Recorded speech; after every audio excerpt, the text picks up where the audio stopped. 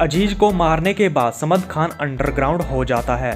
करीब 1 साल तक वो अंडरग्राउंड रहा। उसके बारे में घर वालों तक को कुछ नहीं पता था कि समद खान कहाँ और कैसा है।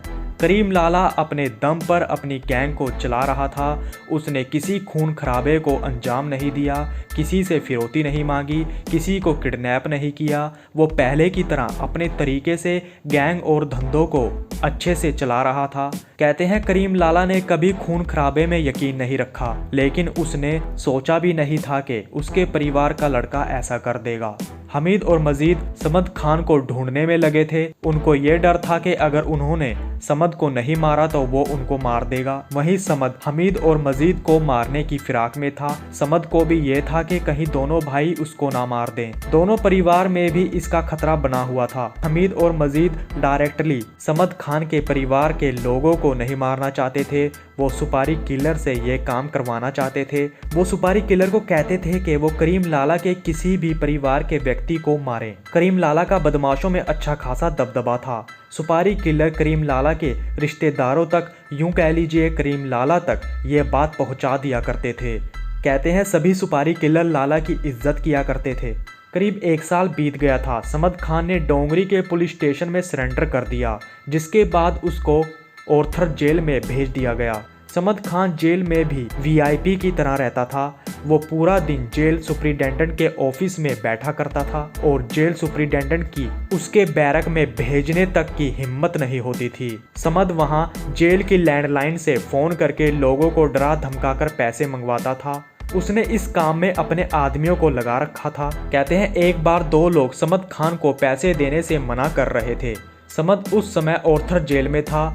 एक दिन समद खान ने उन लोगों को सुपरिटेंडेंट के ऑफिस में बुलाया। वहां उसने उनको बहुत मारा और उनको गंजा तक कर दिया। ये सब हुआ सुपरिटेंडेंट के सामने। उन लोगों को समद खान ने वार्निंग देकर छोड़ा और कहा उसको इस तारीख को उसका पैसा चाहिए। कहते हैं एक लड़की थी जिसका नाम शिल्पा जावेरी था। वो अमर नायक की भी गर्लफ्रेंड रह चुकी थी। उसने जब समद खान के किस्से सुने तो अमर नायक को छोड़कर वो समद खान के पास चली जाती है।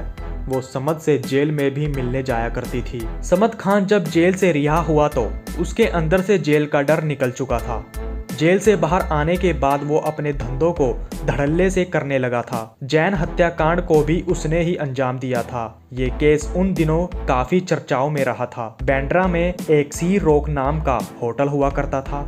उस होटल में एक ट्रैवल एजेंट रुका हुआ था। उस व्यक्ति ने समद खान को पैसे देने से मना कर दिया था, जिसके बाद समद के साथियों ने पता लगाया कि वो सी रॉक होटल में रुका हुआ है। समद खान सफारी सूट पहनकर अपने साथ एक रिवॉल्वर लेकर निकलता है और होटल पहुंचता है और रिसेप्शनिस्ट से इंग्लिश में उस आदमी का रूम नंबर पूछता है।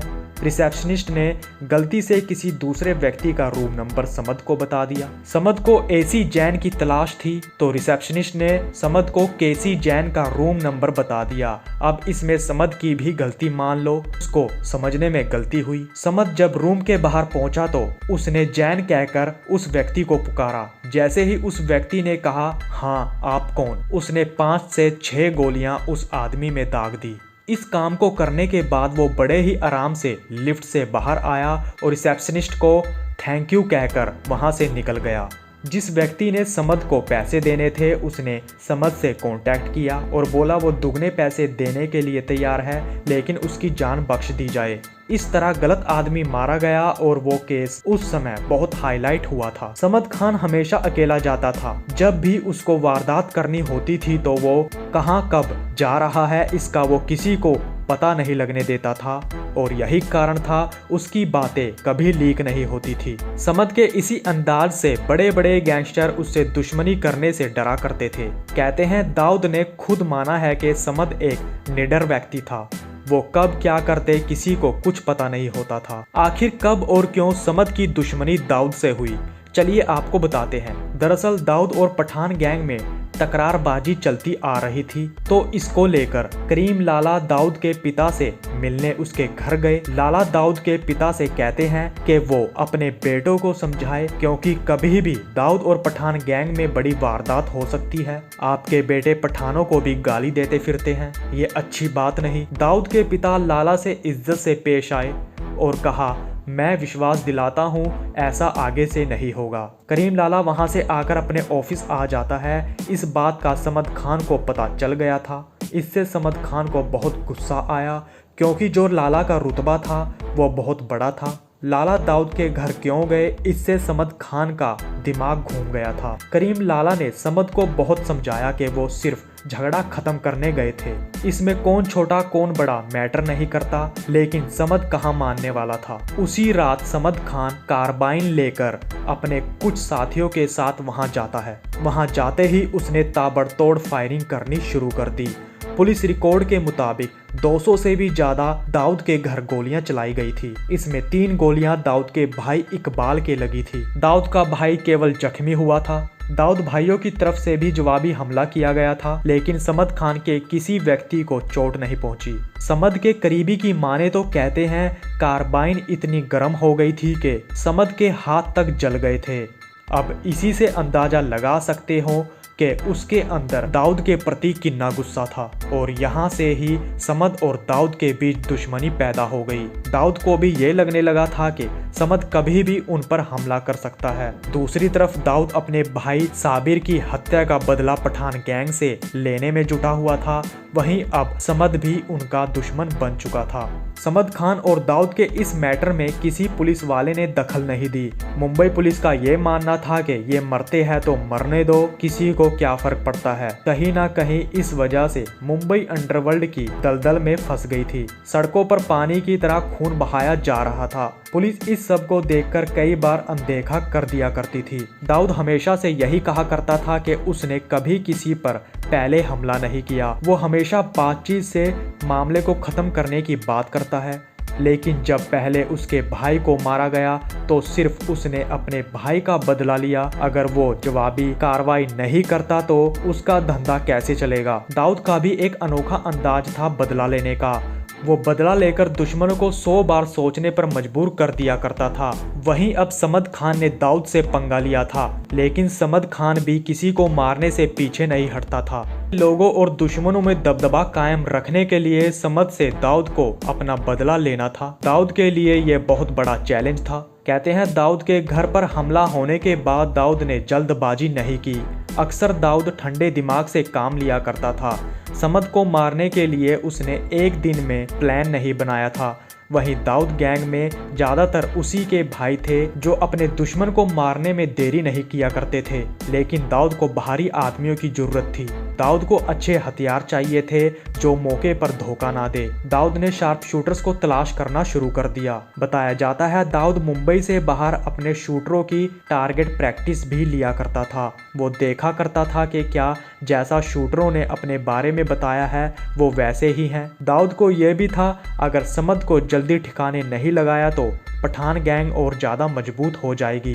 पूरा 1 साल बीत गया था। समद जो के बहुत शातिर था, उसको टारगेट करना दाऊद के लिए कोई छोटा मोटा काम नहीं था। ये दाऊद भी जानता था। दाऊद को दाऊद के खबरी ने समद की इन्फॉर्मेशन पहुंचाई कि समद एक बिल्डिंग में है और वो रात तक वहां ठहरेगा।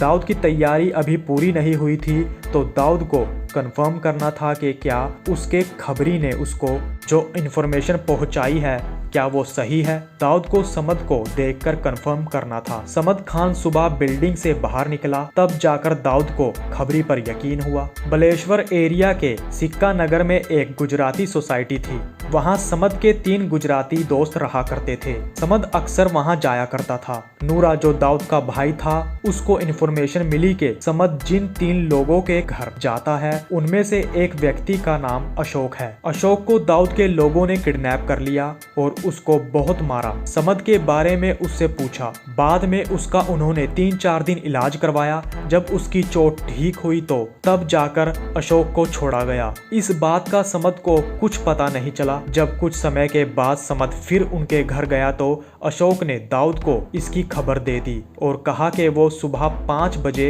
यहाँ से जाएगा। आपको बता दें समद के साथ उस दिन 2 दोस्त और थे। उनके पास में हथियार भी थे। जिस खबरी की हमने पहले बात की थी कि दाऊद देखना चाहता था कि खबरी की खबर सही है, असल में वो खबरी अशोक ही था। दोस्तों आपको बता दें इस घटना में शिल्पा जावेरी का भी हाथ बताया जाता है।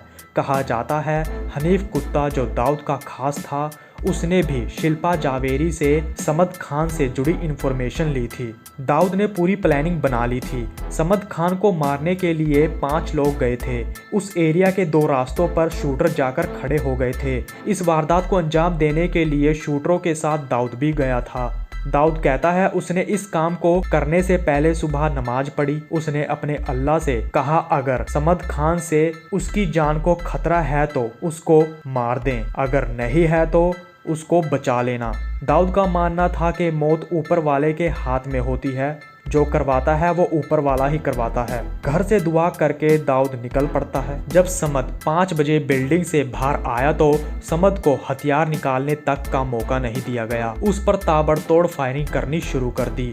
समद की मौत हो जाती है और उसके 2 साथी बुरी तरह जख्मी हो जाते हैं। 20 से भी ज्यादा गोलियां समद को लगी थी। समद को मारने के बाद भी ये सभी आदमी इतने भौंकला गए थे कि वो अपने कुछ हथियार और गाड़ी छोड़कर वहां से भाग गए। उन लोगों को डर था कि कहीं समद के साथ और बॉडीगार्ड ना हो। ये वो दिन था जब दाऊद का मुंबई में आखिरी दिन था। इस वारदात को अंजाम देने के बाद दाऊद दुबई फरार हो गया। दाऊद ने ये प्लान पहले ही बना रखा था। उसको पता था अगर वो मुंबई छोड़कर नहीं गया तो पठान गैंग उसके भाइयों के साथ साथ उसको भी मार देगी। तो दोस्तों ये थी समद खान पठान की जिंदगी से जुड़ी कुछ बातें। अब तक के लिए इतना ही। तो नमस्कार दोस्तों।